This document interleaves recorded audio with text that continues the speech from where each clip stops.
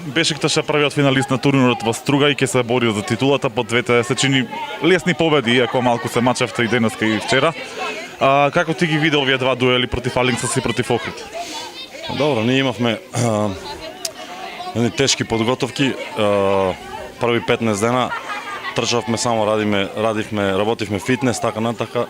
И уште нози се тешки, не се чувствуваме убаво, ама добро, терен е малце лизгав и први надпревари, така да очекувам многу подобро утакмица во финале. Многу подобро од овие два надпревари што ги изигравме. Се мачивме многу, според мене, сметам дека требавме порано да решиме утакмица.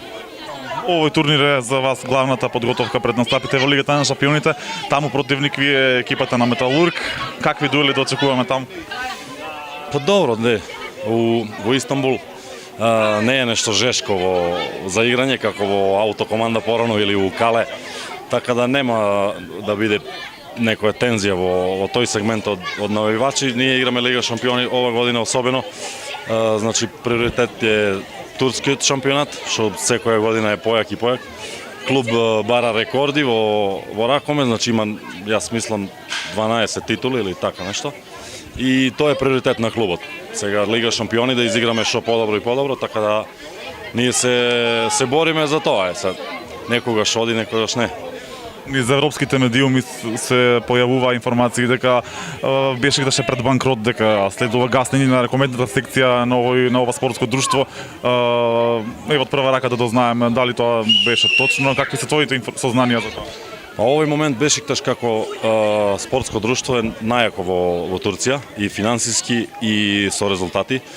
Така да во тој сегмент е стабилна состојба. Фудбал е појачан малце со играње на Лига на шампиони и нормално дека сите секции барат уштеда, нели?